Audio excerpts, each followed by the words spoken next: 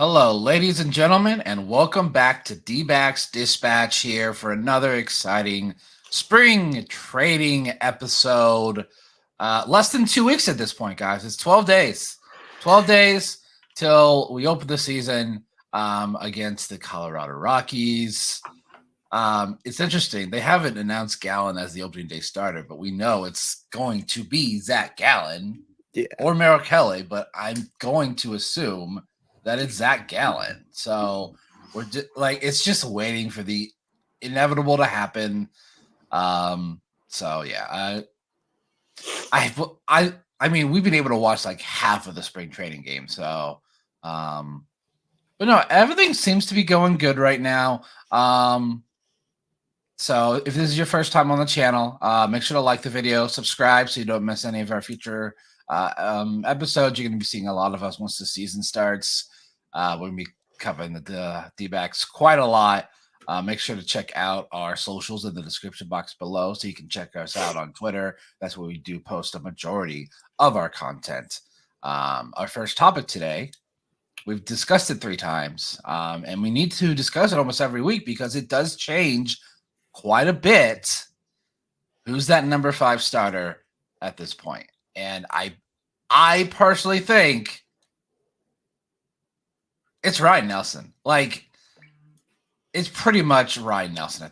Ryan has another start today against the Rangers. Tommy Henry has had, like, I think 2 blow-up outings where he just gets lit up. Like, his last one was against the Royals, which is both not of his blowouts were against the Royals, actually. Yeah. So, okay. So, Tommy Henry, just don't face the Royals and you're good. Like, that's literally what it comes down to. Just don't face the Royals, and I think you'll be fine. But, yeah. I think Ryan Nelson has looked really good. Like, I think even if Tommy Henry hadn't had a blowout, I still think it's Ryan Nelson. I still think Ryan Nelson has looked better. Now, I think Ryan Nelson works better out of the pen than Henry does, but when you look at them next to each other, Ryan Nelson has put up, in my opinion, a better resume this spring to be that number 5 starter. Brett, your thoughts on the battle? Yeah, I'm kind of agreeing with you on again, nothing's set in stone at the moment. I believe Ryan does have the step above Tommy at the moment, just because Ryan hasn't really had the not even just one, just multiple blow up outings so far in spring. And again, it's spring. Don't really look into it too much, but seeing against especially Royals, like I know the Royals have some pop, but I know they're not like facing like the Padres or like the like the Dodgers, like some of the teams we've seen consistently in the spring put up a bunch of these runs, to where it's a little concerning. But I do like what Ryan at least has been working with, seeing like, oh cool, we want to see more swing and miss on your off speeds or your sliding stuff and your breaking stuff. He's working on it, working on just getting more swing and miss. Like, it's actually you can kind of see like a checkbox of like things like, okay, we're seeing you work on this, seeing you try to tackle this part of your game, try to tackle this part of your game. Where I'm not saying Tommy Henry's not doing that, but it doesn't seem like we had as many things to kind of nitpick and focus on for Tommy as we did for Ryan. Because Tommy again had a pretty decent year last year, especially going into spring. After Tommy's first outing, and you can go back and look at the video, a lot of us were like, yeah, Tommy Henry might be the way he's going, 5th starter, Ryan Nelson in the bullpen. I like that. And flip-flop back and forth. I do feel that Henry being a lefty would still add a little bit more to that, offsetting righties and lefties out of the rotation. But again, it's a results-based business. It's a results-based sport. And at the moment, Tommy Henry is not having as good of results as Ryan Nelson is. Gabe, your thoughts on that 5th starter spot? So I agree with what you guys are saying, and to just back it up with some stats, Tommy Henry has an 8.56 ERA and 13.2 innings pitched with 9 strikeouts and a 2.05 WHIP. Ryan has 3.09 ERA and an 11.2 innings, 14 strikeouts, and a 1.29 WHIP. Like, he's just clearly more dominant than Tommy is at this point. But I will say, don't be surprised if Tommy still ends up with the starter spot, just because I mean, he's a lefty, but also it's just the fact that since it is spring training, they have, Statcast and stuff like that. I mean, the teams have it. We don't have access to it the way they do. So, we're not seeing the spin rates or anything. If we look them up, we can't find anything because I mean, they're not even showing the games on TV. They show what 3, 4 on TV. So we don't even know what. Out of the from the other team. Yeah, don't- like out of like the 15 that they've probably like 15, 16 games that they played at this point, we've watched like a quarter of them. Yeah, so we don't see them, but the coaches and managers see what's going on. They see the spin rates, they see how the tunneling looks. So this could be. I mean, I doubt it, just because I've been seeing that Tommy's been hit pretty hard, but we don't know what he's working on. We don't know what they've asked of him. We don't know what they've asked of Ryan as well. If they're asking him for max effort because we might put you in the bullpen or whatever. But I think as of right now, I would put Ryan. But like I said, I wouldn't be surprised if put Tommy, just because we need another lefty in there. Maybe to get him some looks early on, because it could be a trade piece even. But I want to talk about another guy. I guess we can talk about him later when we're talking about the spring breakout. But Bryce Jarvis, he hasn't been as good, but he's been decent enough to. I mean, he has a 9.82 ERA as well, but he's been dominating in terms of strikeouts and stuff. So I won't talk about it later. But he's also not on the spring breakout list, so that means they're keeping him up on the major league roster for now. So, but yeah, I think with Ryan, if he has a blow up, I think we're going to be here the next week saying the same thing again. Oh, maybe Tommy should be having that last spot. Yeah. Another reason I think they may put Tommy as the number 5 is Nelson with that fastball could be a very decent bullpen arm for either long relief, or they just need him to get an out. Like, just the stuff that he has, I think, is more suitable to come out of the pen than Tommy Nelson. Tommy Nelson is a crafty lefty. Yes, sorry. No, you're good. I was like, can we combine both of them and just have like one pitcher? Like, we have a lefty that throws like in the high 90s, some decent break, and limits hard contact. I'll take that. Yeah. Another thing that Nelson has that Henry doesn't, and again, it is a very overused stat. It's wins. Nelson has 3 wins. Henry has 3 losses. Pitching wins is not a pitching stat. Yeah, we have seen that. Well, yeah, especially in spring training. But like, we've seen that before. Like, Jacob deGrom won a Cy Young, and he was like 9-10, but he had a ERA just over 2, or like just under 2. So Spencer Strider had 20 games won this year or last year. He had a 4.5 ERA. Like, who does that except the Braves? Yeah, I'm like, when you have an offense with the Braves, like, you can give up 4 runs and you're still fine. So yeah, 2018 DeGrom won 10 games, and he's still. Yeah, I can see why pitching wins is overrated. Thank you, Felix Hernandez, for breaking the pitchers need to win games to win a Cy Young. Yeah, like I know a lot of fans, like in like August and September, when they are comparing guys, like, oh, this guy has 14 wins, this guy only has 11. Wins is not a pitching stat, because you can have the best outing, but what if your offense gets you 2 hits and then you have 1 blow up inning and you give up 2 runs? We saw it for the first couple of years here with Gallen. He could not get over 3 wins for like the first couple of years of his career. He had like 3 wins, like 10, 11 losses, even though he'd be in the 6th or 7th inning, pitching 1 or 2 runs, and they just put up 0, or the bullpen would come in and blow up the game. Like, it really doesn't matter. The only thing I will say in terms of wins is just the fact that, like, it can matter in terms of showing that you're able to at least go 5 innings. Yeah. Which isn't somehow as common as it is. Like, if you look at the Dodgers, a lot of their guys are going 4.2 innings at most. Like they kind of just limit them like before they even get to the 5 innings. That's why so many of their starters have 50 innings under their belt so far. You know, it was despite pitching the whole year almost.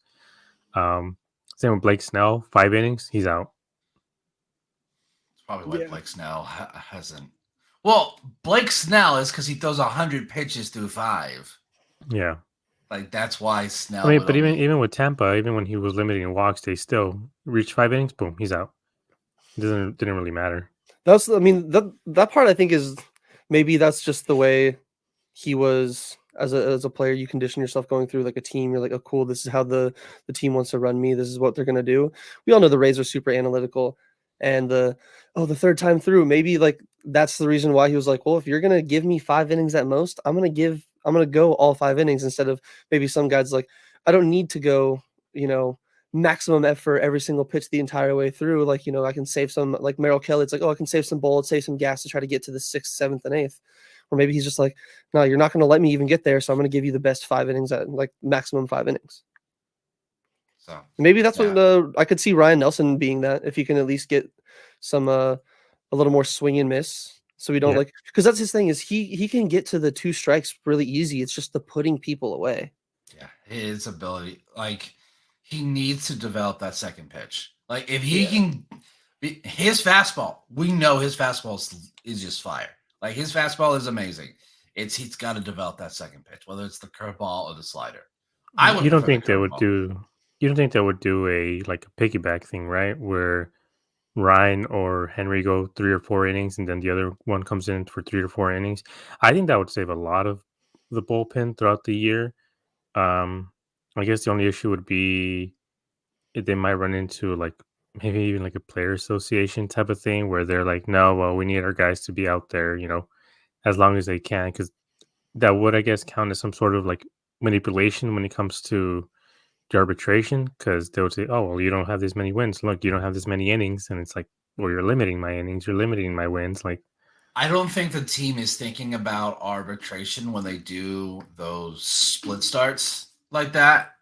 I don't think that crosses their mind. Or like Strom and Torrey don't think about that. Maybe it's something that Hazen, like if he sees they do that, he's like, oh, I could use that type of thing. yeah. That's the nice thing I feel, at least again, we only know what we see in the media of him, but I don't get that vibe from Mike Hazen. Like I feel I like don't he's either. he's not here to manipulate people's service time. I mean, if he was, we would have seen Jordan Lawler probably not even called up at all last year. Like they would have called up like probably Blaze Alexander or some other option if they were really worried about any service time and going under Lawler's belt and whatnot. I don't think that. I mean, if anything, I could see them like if somebody brought it up, he's like, "Oh, I didn't think about that." Like that is a point. But if anything, they're probably if they did it, which kind of a good idea, Gabe. I do like that because depending on how the rest of the rotation goes, it could limit some of the innings on your bullpen. It could at least go, "Oh, cool, this starter is going to give you 3 to 5. You got a bullpen dude that's going to give you 2 to 3, and then you can go from there." I think it could also be matchup based. What if they have a lineup where it's a bunch of lefties? You pitch Tommy. Yeah, it's like if it's the Dodgers, that first part of the lineup is a lot of lefties, so they could even put in Tommy and then switch to Ryan at some point. Give him 3-4 innings and then switch to Ryan and then give him a different look. And they're totally 2 different pitchers, not just the speed, but also they're lefty from the angle that they pitch and everything. They're just 2 completely looks. So at some point, it's going to have to be. The opposing manager is going to have to come up with a tough decision. Like, all right, well, I guess I got to pull this guy because, we have a righty or a lefty coming in now at this point. But you guys are talking about the manipulation. I don't think that, Hazen or Amy, I don't think it would be like, with bad intentions. I think the issue would be their agents might see it that way. That's so fair. Obviously their agents are looking out for their best interests. And so they're being told that their agent might fight back and be like, hey, man, like you're going to cost my guy money, in a couple of years once arbitration comes or free agency comes and they see, oh, look, he has a lot, he only works 3 innings. So why would we pay him, what we would pay a guy to pitch 6 innings? So That makes sense. I still think that they both make the 26-man roster. It's just one's going to be a starter, one's going to come out of the pen. I think they're both phenomenal pitchers. Like, I don't think there's anyone else that they would put in. Before we move to our next topic, I just want to go over real quick. We had some more cuts the other day. Logan Allen, Josh Green, Ricky Karcher, Humberto Castellanos, Chaparro, and Albert Almora Jr. all have been reassigned to minor league camp. So they're down to 40. So we're getting closer and closer. My 26-man roster that I made is still intact for who I have on there. So I'm like, yes. Yes, I'm trying to think of the 14 names that could be like still left out. Like I know there's a bunch of pitchers. Like you have probably Bryce Jarvis, Slade Ciccone. So there's two. You have Kevin Newman, Elvis Andrus. Like that's even my brain. Like obviously, if I had the roster in front of me, but I was trying to go through. I'm like, I can't even think off the top of my head. Just like 14 people that like straight up like Slade, Jarvis. I mean, there's still. I think Backus. Has his Backus been cut? Backus got sent down in that same group with Christian Robinson the other day. We still have a few infielders. Frias, Jace, Rivera. Jace Rivera. You got Newman, Andrus. I mean, even Uncle Blazer if they decide to go that route too. True. Garlic, I think won't make it. Personally. Yeah, kind of an outside shot. Herrera, personally, I don't think he's that second catcher. No, I think Barnhart's going to take it. Just what we've seen in spring, Barnhart. And again, small sample size. Can't really take spring and use it. This is what he's going to do all year. But it seems like Barnhart can still decently hit, pitching well enough to drive the ball. And it's not like if you see, again, not to like knock Herrera, but a lot of times last year, if the ball was hit anywhere in the air, there's a good chance you're like, yeah, that's going to be an out because he doesn't hit it past the outfielders. Like he doesn't have a career home run.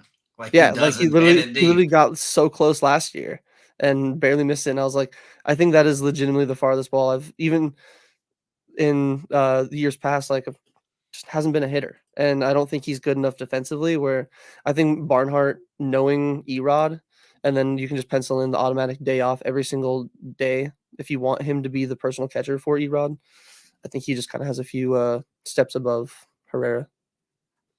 Yeah. So moving on to our next topic, as Gabe brought it up, we have the spring breakout game today with the Diamondbacks and Rockies. So we're going to go over the actual roster for the Diamondbacks in that one. So we're going to go ahead here, start with the pitchers here. So for our audio listeners, we'll try and do our best to just kind of say who's on there. So pitchers, we got Lynn, Dylan Ray, Christian Meta, Yulber Diaz, Ricardo Yan, London Sims, Justin Martinez, Blake Walston, Connor Graham, Sam Knowlton, Will Mabry, Christian Montez de Oca, Zane Robinson, and Jordan Chalice. Two that I'm most excited to watch, Lynn and Mena, for sure. Yeah, I've been doing a little more looking into Dylan Ray. I'm gonna kind of keep my eye on him. He has some pretty decent stuff. Fastball curve, slider change, pretty, I'd say like average on most of his stuff, but it seems like every year he's just been like rising in the D-backs like rankings. Like I think when did we draft him? Drafted in 22, so I believe the same time as Fott, possibly. Maybe, either way, like he's been rising up pretty quick, so I like Dylan Ray to keep my eye on. Not gonna lie. Yeah, I mean he's number 9 prospect. He AA, 22 years old. In terms of scouting, his slider and his changeup are his 2 best pitches. So yeah, I didn't really think about him. Yeah, he was a 4th round pick in 22. So he had a lot better season in 23 than he did in 22. Yeah. I mean, he only pitched 8 games in 22, but 23, 25 starts, 113 innings, a 4.37 ERA. So actually not that bad. Not that bad. So I'm just looking forward to Lynn because I think he has some really good stuff. And I love how we theorized at the beginning. Oh, what if he pitches really well and he makes can't? No, he was like one of the first cuts. I'm like, the dude's 20 years old. He's not making it. Like, it would have been cool if he did. I was actually kind of surprised that Mena got cut so early. Like, that one, I was like, okay, so you traded for him. So I guess it was more of a depth pickup. So That's what I think too. Gabe, your thoughts on the pitchers? I'm also keeping an eye on Lynn just because he was cut pretty quick. Like he had one start and then Yeah, they're he like, had all right, one. you're gone. Well, It's not he like got he- lit up in the start, though. Yeah. It wasn't too bad, but it was like I was surprised how quick they cut him. Because I mean, you have guys getting blown up all the time, but they don't get sent down right away. So I assumed it was more to let the coaches see what he has in the actual training camp because he's gonna get sent to Reno. Like I don't expect Schramm to go, take an Actually, hour, I think he hour goes to to 2 hour double A. flight I to think he double A. goes to double A. Yeah, I think he goes to Then double A. same thing, Amarillo. Yeah. Stromby's not taking the flight to go watch him for a couple hours. So I just think for him it was just to get eyes on him. I'm glad he's going to be here still for a while and not get sent back to Amarillo. I hope he does pretty well. I hope he shows out a bit. Who are the other guys? Even with Mena, I was surprised they sent him down. They didn't really give him a chance, really. But there's even Walston. This guy, I would assume he might be pretty much ready to go. 4.91 ERA in 3 innings. I mean, it's not great, but he is very young, though. He's only 22, so I think at some point he is one that I think could end up on a major league roster at some point this year if either Tommy isn't, working out or even Brendan Pfaadt isn't working out. I can see him making a spot start here and there. Yeah. I think Walston is definitely, I think he has a shot of coming up this year. Like if someone's struggling or injury and we need another starter, I could definitely see Walston probably being third in line, probably after Slade, after Jarvis, and then probably Walston. I could definitely see that. So it's really possible because we had a lot of young guys pitch last year. Pfaadt was one of them. Slade was one of them. I still think the funniest thing is how Slade got his first strikeout. I freaking love that. It was a ball shot. Literally what it was. So yeah, I'm hoping. I think Walston has a good shot. I really think he does. So moving on, we got our catchers and infielders. Catchers, good luck. You got Gabby. So basically, you're playing to either be the backup Or to be traded. or to be traded. Yeah, pretty much. And then infield, those top two, Jordan Lawler and Tommy Troy. Yeah. So I know I know the top two is nice, but Gino Groover, one, absolute baseball name. I love the name so much. Yeah. Two, he has some pretty good pop. Like just hit tool 60, power 50, like fielding 40. So like not like the best in like the field and all that, like not terrible, but I want to see him, get a hold of a ball and see just how far he can hit one down here in Arizona in this Cactus League weather.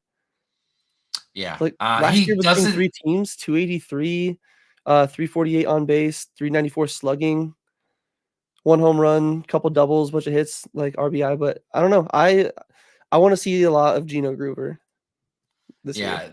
His only thing is he's not very fast. He's not fast at all, which is fine. On the team that can already fill that role, right? I'm like, we have plenty of speed. Like, we need you're at third base. You don't need to be fast. You got to be just quick. You need a quick reaction at third base. You don't need to be fast. That's what the outfield's for. I'm also going to be a little interested in, I might butcher the name, possibly. I hope I don't. Yancel Lewis. Their number 6 overall, the shortstop prospect. Yeah. Yeah, so he seems, again, a lot of these I don't like. There's not a lot of highlights and like videos unless you go to like YouTube and you can find some like the lower quality like HD. But 50 hit tool, 55 power, 55 run, 50 arm, 50 fielding, like He's pretty balanced. pretty balanced. Yeah, and again, I know we already have Lawler and Troy, but the nice thing is he does play shortstop and second base, so it could be an option in a few years when Cattell hopefully transitions into more of a DH role. He's Be like, 19, hey. by the way, so he's Yes, that's what still I'm he's still a ways away. Yeah, Well, plenty of time. and most of these guys that we're gonna see in this showcase, same thing. They're very, very young. They're very raw. But it'll be nice to kind of see these guys. I'm like, all right, everyone, this is who you want to look out for in 3-ish years. Because Lewis is projected for 2027. So yeah, he's still ways away. Tommy Troy, like I think Tommy Troy, I'm really excited for because I haven't seen that much of him. Because they drafted him last year, and he's already the number 4 total prospect in all of Major League Baseball. 74. Yeah, 74. Like that's insane. Like that's how talent. Like everyone, when we drafted, like, are they trading Lawler? I'm like, you can draft the position again because shortstop, as we see with the Padres, literally half of their starters are former shortstops. Plus, baseball's not like football and basketball. Like you don't draft 4 replacements right away. Like unless like there's certain players like a 1-1 like Paul Skeens and the Adley Rutschmans and the Bobby Witts where if you have somebody that's in that position, it's a good sign. Where like, hey buddy, get ready to learn any other team. Shortstop and center field are the 2 most athletic positions. So if you draft a guy there, he's most likely super athletic. He can transition to another position. Yeah, and I personally. I'm sorry. I was just gonna say, Tommy specifically, and like he can probably end up at 3rd. We don't know how long Perdomo's gonna be here. We know Lawler's gonna come in here. Also, you were saying Marte. Like, at what point is he gonna transition to being a DH? So we have 3 positions that he can play in the infield. You could probably plug and play him in the outfield if you wanted to with Tommy, with how young he is. Also, I want to bring up the fact that Tommy just kind of looks exactly like Corbin Carroll. Like, it literally looks like they just cloned Corbin Carroll again. It's hilarious. Oh yeah. Yeah, so he does look a lot like him, I'm not gonna lie. And I personally feel if you're at shortstop, you should be able to play second and third. Yeah. Like, it always boggles my mind when you see guys at short and they can't play. It's like, you should be able to be just as quick, if you can play shortstop and you have the arm for shortstop, you have the arm for third. And second base is even easier. So, yeah. I mean, we've seen Ivan. We know what Ivan is. It's walk, strikeout, homer. He's Joey Gallo. Like, that's literally what he is. That's that. God, he's got to cut down on that swing rate. That's the one thing that I'm going to keep an eye on him for him this year is that swing rate. If he can keep it down, because he didn't look very good in the games that he played up in the Castles. He only had 11 at bats, right? In spring? It was like all the first week too. Like, they gave him a bunch of starts that first week because they're like, yeah you're not ready, buddy. I think it's also the first few weeks you see those like those guys. Like, that's why we saw Lynn. That's why we saw a bunch of those guys, because they get the shot where it's like, hey, there's a good chance you're going to be cut first.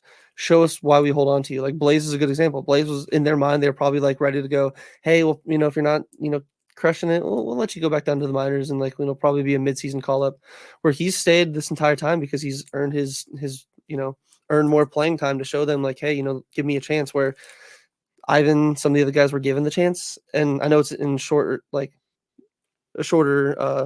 span and a shorter window, but you have more options with them. Those guys you can still send down and then bring back up later. Where other guys on the team, it's like Rivera, it's like they're either playing on this team or they're gone. Like, there's no. You guys know what his Ivan's stats were for spring training?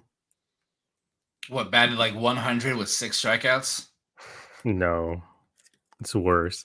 Oh my gosh! He had 12 at bats, 3 walks, 8 strikeouts 8 strikeouts and 12 at bats. in 12 at bats. Oh my god. Yeah, Ivan.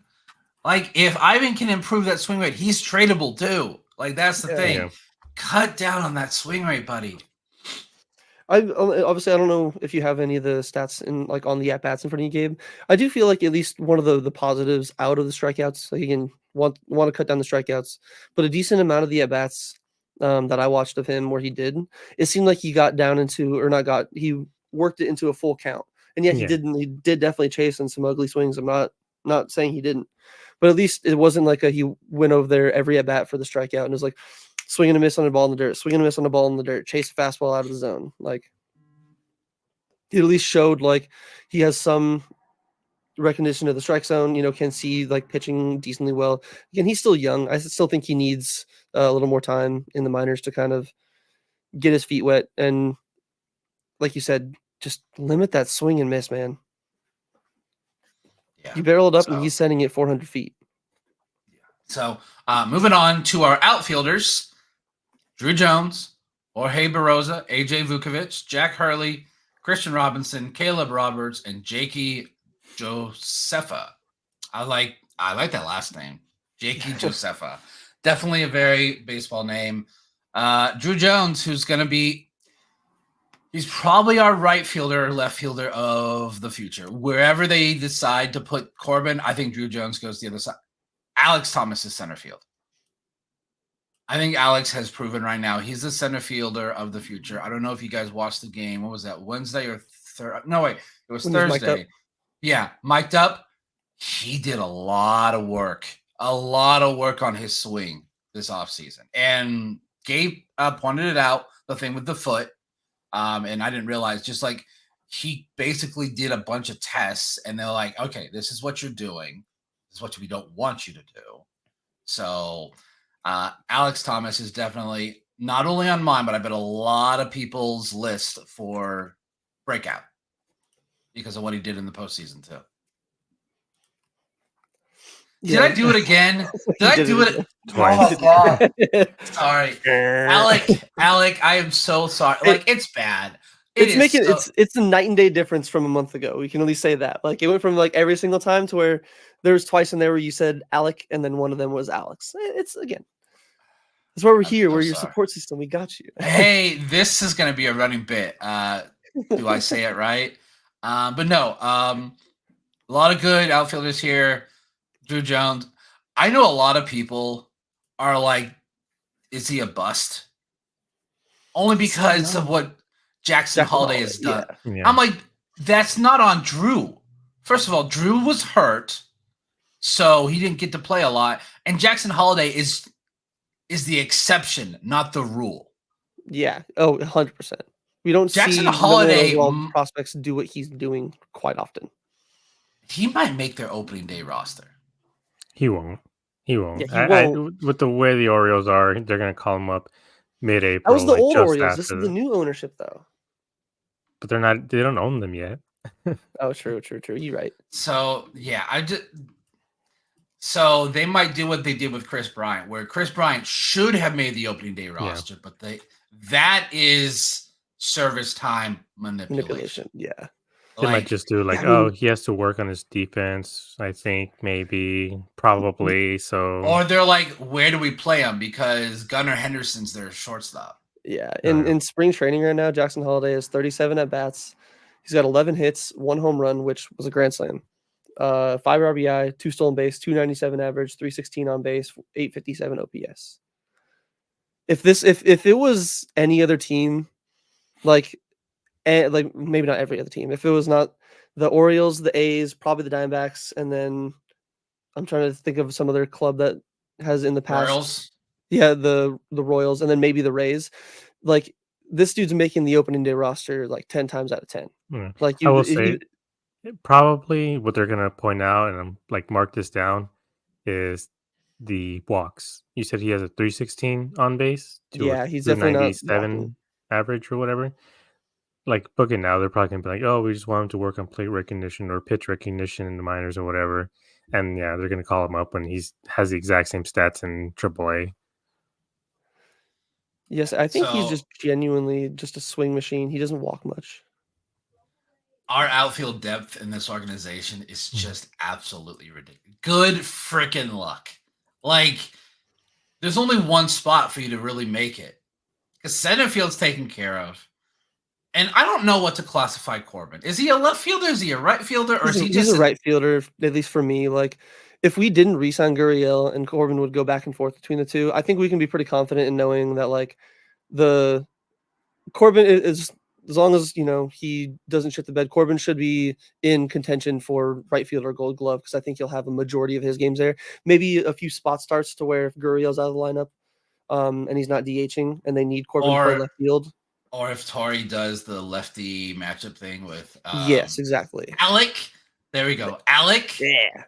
Yeah, I I thought could about it see for him one, getting like one I could see second Corbin getting before. like 35 to 40 games in other Yeah. positions, like maybe 20 in center, 20 in left field. But I would assume that 120 to 130 maybe is going to be where he's going to be playing in right field. I think the only guys who have like a true position are usually the center fielders, and sometimes depending on right or left. But I mean, we saw with the stupid list that MLB's coming out with the top tens or whatever. Mookie Betts has like 7 positions, and I'm like, might as well just put him as a pitcher too, top 10 pitcher. So what's weird about Mookie is before the season they had him like the best second baseman, and then they did another list for shortstop right after they made the announcement, and he was like second. I'm like, how is that possible? They also Like, had him in I right get- field. They I had get him one of he's the right fielders. super athletic. He probably is the most athletic player in all of baseball. Yeah. But you can't. He has to play at least half a season at that position for you to say he is a top player at that position. Like second base, I didn't have an issue with because he played like 50 games at second base last year. Like that one didn't bother. It was seeing it at shortstop. Like it was literally 2 days after they made the announcement that he was going to be their opening day shortstop. Like, oh, best shortstop in baseball, Corey Seager, and then Mookie Betts. I'm like, no. He has to actually play. We don't know that he's like he said. He hasn't played shortstop since his senior year in high school. It was probably almost a decade ago. Like there's no. Like I know he's very gifted, but no. You can't. I'm not saying he won't be there. You just can't do it yet. Like he has to play at least a couple of months there. So we kind of got off topic there a little bit, but outfielders, Drew Jones. We saw most of these guys already. We know what Drew is. We saw Jorge Barroza. We saw Vukovic, and we've seen K-Rob. I want to see more K-Rob. Yeah, K-Rob, I think starts in Reno for sure. I just don't see the way that he makes the opening day roster unless Jake just plummets. Well, he was already sent down, so yeah. Like he has already been sent down. They don't want to give up on Pavin as much as we all want the organization to. They like Pavin because he also plays first base. K-Rob, go learn first base. But the problem is he's too talented to waste him at first base. Pavin's not fast, so it's fine to put him at first base. So kind of going back to what we were talking about, I think Corbin is the guy that you slate in every day, whether it's going to be left, center, or right. I think we have 4 guys you can do that for. Walker, Marte, Gino, and Corbin. I think those 4 will almost every single day be in the starting lineup. Now, Marte, they may switch between second and DH because he is – I'm still worried about his quad or his hammy. I don't remember which one has His always – hammies. Yeah, I think it's his hammy. Okay, yeah. That's the one thing that worries me the most is because it's always been a lingering injury the last few years. It didn't bother him much last year, and we saw what he did. Yeah, that's why I would really – it'd be a major win. Like, if Ketel takes a step back, like, offensively doesn't hit as well as he did last year, but he just stays healthy, like, I'll take that, like, every day of the week. I mean, I want him to do well because I bet on him for NL MVP. I mean, yes. Yeah. because he is like he hasn't missed a beat this spring like he did in the playoffs. Like he looks like playoff Cattell so far in spring training for me. That's why I was like, I need to bet on that now because those odds are only not. That could be They aren't going to get a sneaky bet placement when it, because I mean, this is one of the things that you don't like. I necessarily don't think about because the Diamondbacks haven't had it too often. Is like protection in the lineup.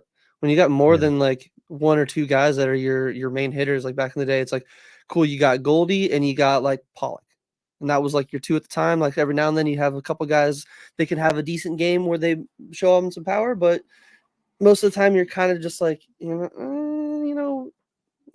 really expecting too much. our We're now, top like, six. is- I love is- our top six. Yeah, like now there's actual like you don't have to worry about like, oh, Cattell can get pitched around because there's a lackluster DH behind him, or there's there's Emmanuel Rivera behind him.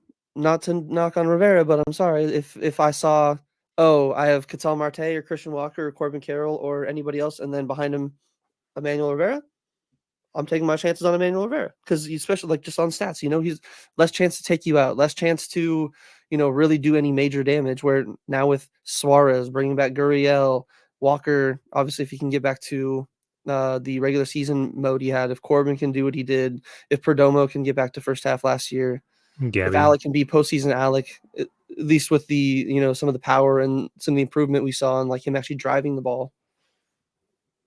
The top six for me, Carroll, Marte, which is interchangeable depending on the matchup. Walker, Gino, Moreno, and Gurriel. That is a very good top six. 7, 8, 9 is not bad because you got Jock Peterson. Yeah, like our DH will probably be like 7th. Which is Normally, nice. So nice. Yeah, like I think this offense is going to surprise a lot of people that haven't been paying attention. I think our offense could be like top 10. I really do. So yeah, I'm very excited. But no, like I'm interested to see how the showcase goes today. See if anyone Drew Jones and Tommy Troy are my two position guys that I'm excited to watch.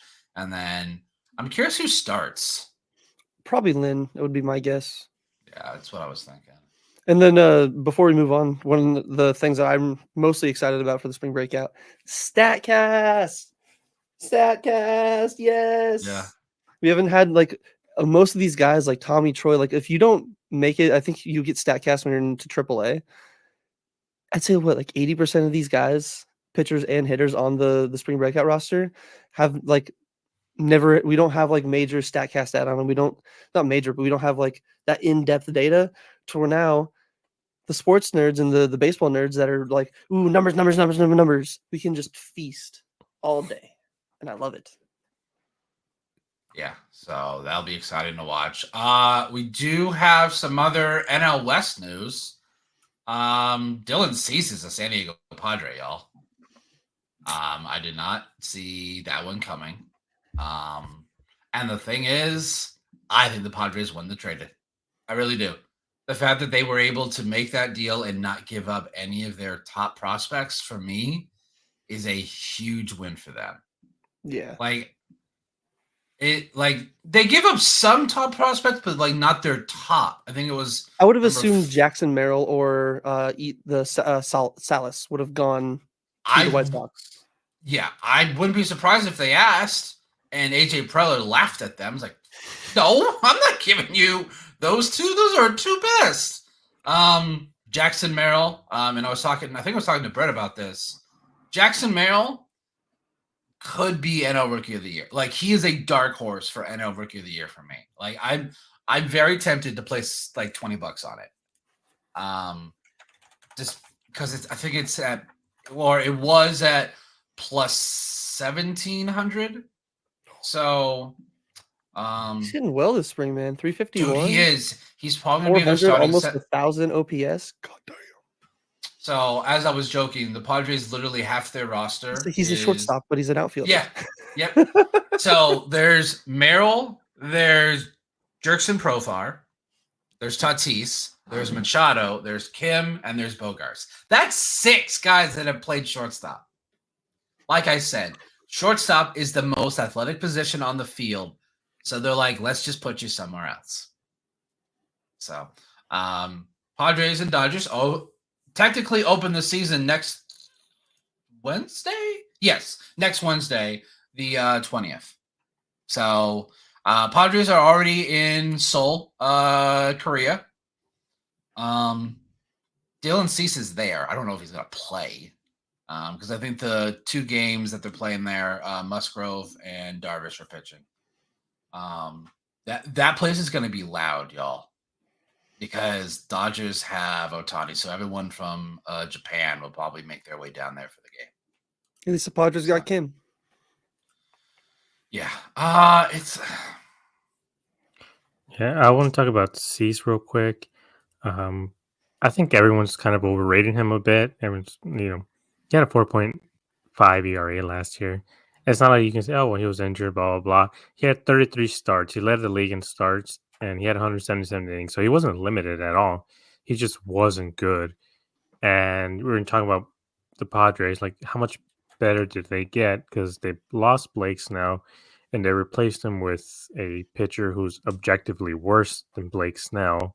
So I'm like, I don't know. I don't feel like they got as better as a lot of people are saying they did. That that the West. I think they got a little bit better. It didn't move it that much. I don't think it made them favorites over their first 3 starters have a combined 4.5 ERA. Darvish, Musgrove, and Cease. They all had a 4.5 ERA last year. It's not like they were good. I know they dealt with injuries and issues and stuff like that, but still, it's like, they won 79 games with the reigning Cy Young winner. Like, I don't think they're going to do all that much better with Dylan Cease. So the thing is with them, I don't know how much you watched last year. Their record in a 1-run and extra inning games was if they won 4 or 5 of those games, like it was like 0-13. Like it was so bad. Yeah. Like if they just won a couple of those, they might have gone that final wild card. Like, yeah, but they also don't have Juan Soto or Blake Snell anymore. Yeah. Or Mike Waka. That's true. Or Seth Lugo. If they do have a chance, if Cease does go to like 2021 Cease and Darvish kind of figures it out a little bit, if Musgrove can bounce back and be healthy all year, I still like they were a really unlucky team last year. Like in the 1-run games, a lot of just clutch moment, not even 1-run games. I remember watching a YouTube video where like they were just the least clutch team in baseball when it came to like win probability added per like plate appearance.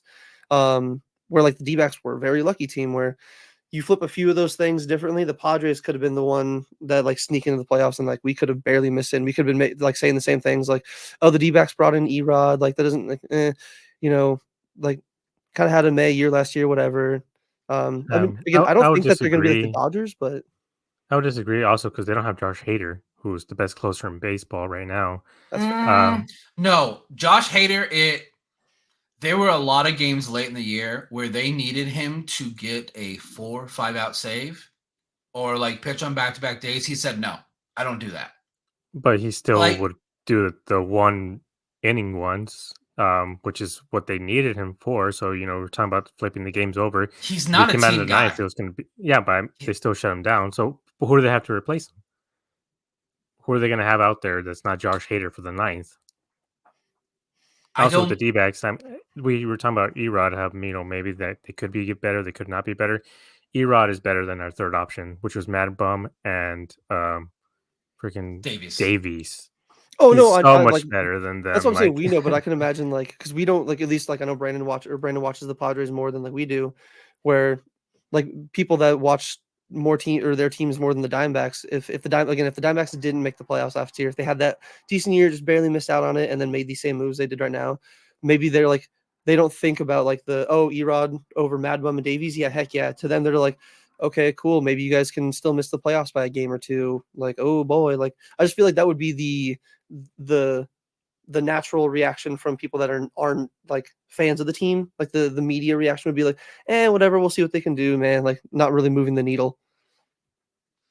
So I want to give a shout out to D-backs Stats and Info. They posted a graphic as to what it would cost for the Diamondbacks to get Dylan Cease. Hell to the no. Hell to the no. You-Man Lin and Tommy Troy? No. I would have been like, hell to the no. I saw that. I was like, oh, thank God. Because that would have been, no, oh my God, we would have gotten fleeced so bad. I would have actually gone on a Twitter riot. Not gonna lie. Yeah, I would have been like, what are we like that? That feels like a who was the GM? Was it Dave Stewart? Where we had that feels like a day like because I think Dave Stewart wasn't he the one when we traded Dansby and the Shelby Miller? Dansby and Enciarte and Aaron Blair, which again, granted, Aaron Blair and Enciarte didn't really do anything, so the trade was kind of overblown at the time. But yes, we traded our our number one overall pick, our best center fielder, and then one of our top pitching prospects for Shelby Miller. So thank goodness they decided to not. And again, they don't need a Dylan. That's why they signed Erod. Like we don't need a number. I'd still take Erod over Cease every day. Like just I would too. Track record mainly for that playoff experience. Like when we make the playoffs, and I'm trying to will. I'm not saying if. I'm saying when we make the playoffs again, he's going to be huge. Like if we. Fott showed that he is a good postseason pitcher, and we got Gallen and Kelly. Like that is, like we could. I still think we have. No one's gonna give us a chance because like, oh, it's Dodgers, Braves, and then Phillies. Like everyone's gonna say, oh, Diamondbacks, it was a fluke. I was like, Dodgers were at full strength, and we came down from 2-0 against the Phillies. So it's not like they lost it; we took it. Yeah, Dodgers were at full strength minus their pitching, so that could be a little scary this year. But again, like even in the past years when they have had their pitching, we've still seen moments. But game one, they had their best pitcher. That's true. Wait, who even was Kershaw? Oh yeah, Kershaw. Yeah, and that's the funny thing is because like it's not like Kershaw was like terrible last year. Kershaw had a good season last year. Yeah, he still had like a 2.5 ERA. Like he was really good. The calendar turns to October, and Kershaw turns back into a pumpkin. Literally, yeah. Like he's had like one good postseason, and was it an actual postseason? 2020. No. Was it actually that Mickey Mouse? Where's the Mickey Mouse years? So, but no, good episode today. Talking Tommy Henry, Ryan Nelson, who's it gonna be? Talking the showcase, talking divisional foe with Dylan Cease and the Padres. So it was fun. Everyone, if this is your first time, make sure to like, comment, and subscribe so you don't miss any of our future content. Make sure to check out our social is in the description box below. I will be very active on Twitter. It's going to be a very, very fun season for the Arizona Diamondbacks.